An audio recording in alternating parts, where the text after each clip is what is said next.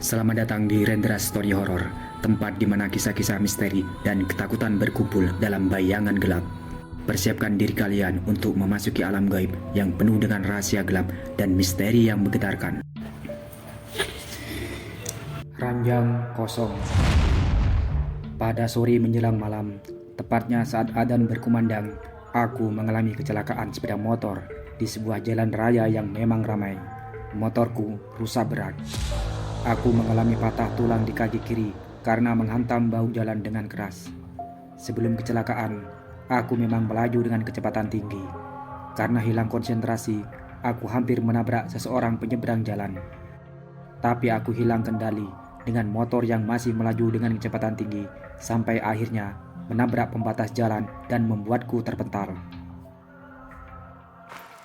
Aku mendapatkan perawatan intensif dari para dokter. Singkat cerita, malam itu aku dirawat di rumah sakit terdekat. Kakiku sudah diperban dan dipasang gip. Aku saat itu masih sadar karena memang tak ada luka serius kecuali kakiku. Aku ditempatkan di sebuah ruangan yang sepi. Hanya ada beberapa pasien yang mendiami ruangan ini. Dan disinilah aku mulai merasakan hal-hal aneh.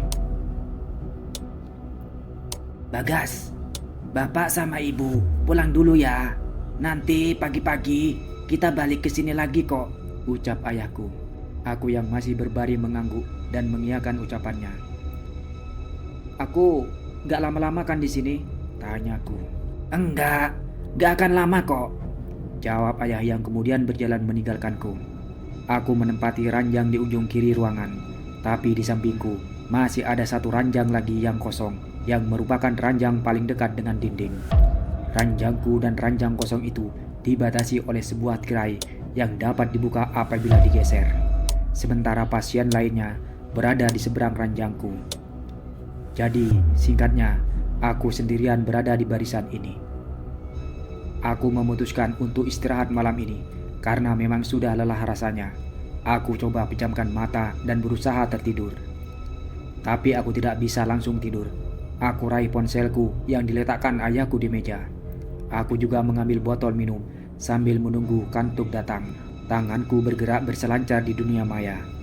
Tak lupa aku juga mengabarkan pada teman-teman di tempat kerja perihal keadaanku sekarang. Namun tak ada satupun jawaban. Maklum, karena memang sudah larut malam.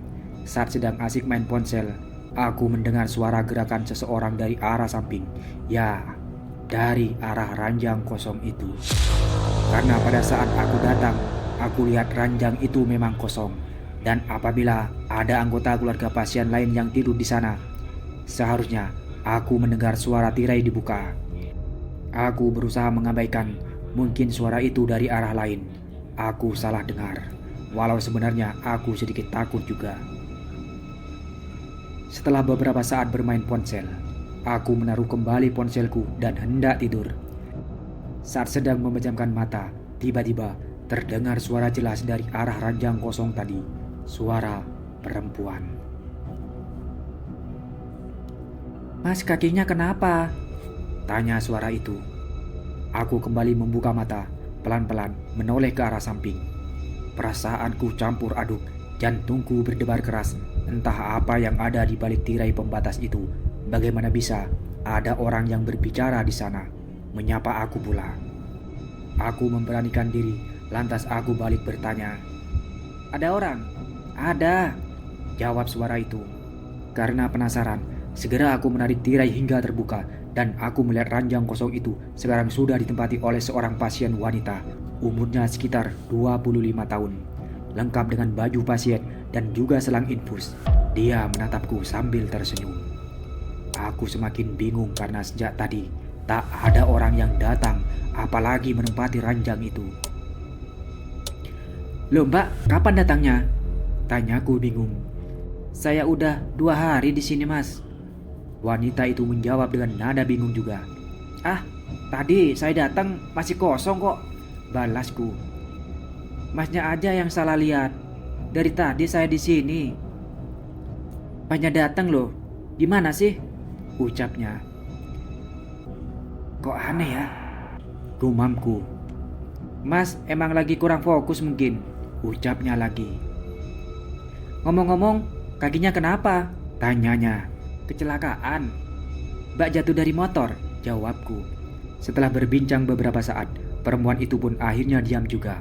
Namun aku memutuskan agar tirai tetap terbuka. Aku kembali meminum air. Tak lama berselang, wanita itu mengajak bicara lagi.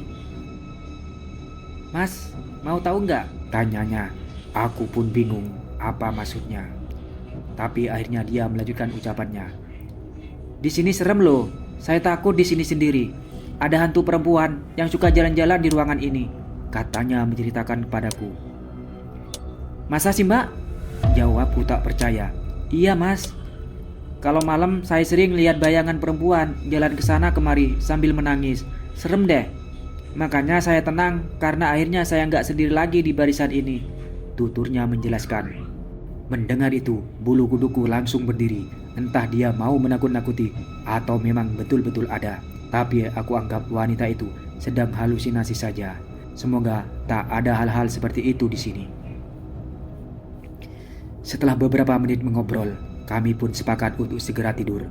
Tirai aku tutup kembali. Aku mulai memejamkan mata, tapi aku tak bisa tidur. Aku penasaran dengan wanita tadi. Aku lupa bertanya dia sakit apa. Aku menoleh, sepertinya dia sudah tidur. Tak apalah, aku masih bisa bertanya besok. Maaf, Mas, maaf ganggu. Nama panjangnya siapa ya? Tiba-tiba seorang suster datang dan langsung bertanya tanpa basa-basi padaku. Aku langsung membuka mata dan menoleh. Bagasadi Nugraha, jawabku. Suster itu lalu mencatat namaku di selembaran yang ia bawa. Aku pun iseng bertanya pada suster. Suster, pasien di sebelah sakit apa ya? Tanyaku sambil menunjuk ke arah ranjang wanita itu. Pasien sebelah? Suster itu bingung. Matanya menatap ke arahku menunjuk. Kemudian ia mendekat dan membuka tirai yang memisahkan ranjangku dengan wanita tadi. Dan aneh bin ajaib, ranjang itu kosong. Wanita yang tadi bicara denganku sudah tidak ada. Hilang entah kemana. Selang infus yang tadi di sana juga hilang. Aku kaget bukan main. Loh, kok kosong? Tanyaku bingung. Emang kosong, Mas? Jawab suster. Tadi ada orang kok di sini, kataku sedikit ngotot.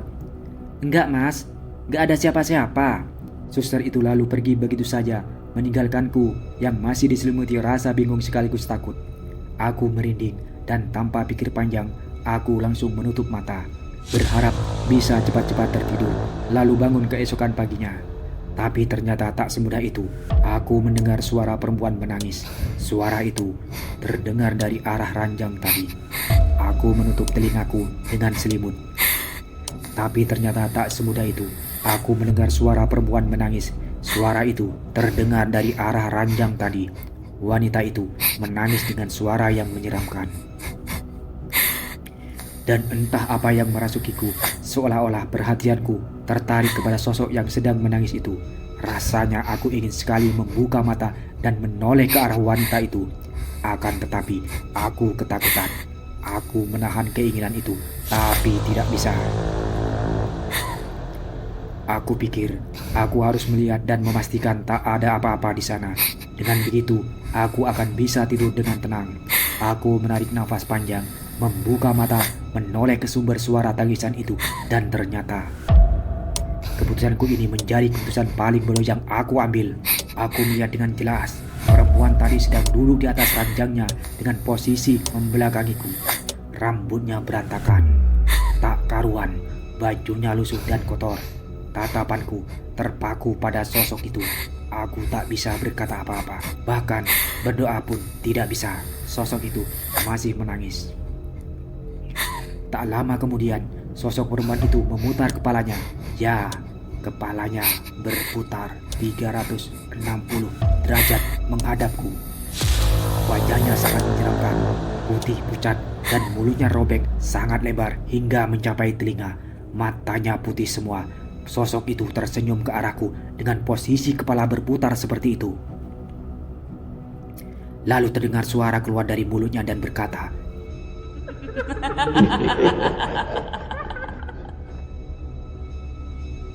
Aku memalingkan wajah ke samping. Sosok itu pindah mengikuti arah mataku.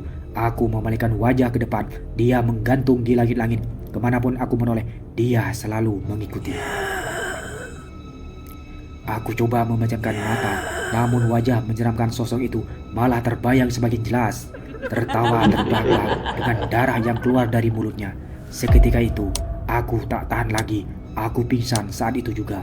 Tak sanggup menatap sosok menyeramkan seperti itu. Aku bersyukur karena Tuhan sengaja membuatku pingsan, sehingga aku bisa terbebas dari gangguan itu. Terima kasih telah menyaksikan Rendra Story Horror, di mana setiap sudut menyimpan cerita-cerita yang akan membuat bulu kuduk merinding. Jangan lewatkan kisah-kisah seram berikutnya.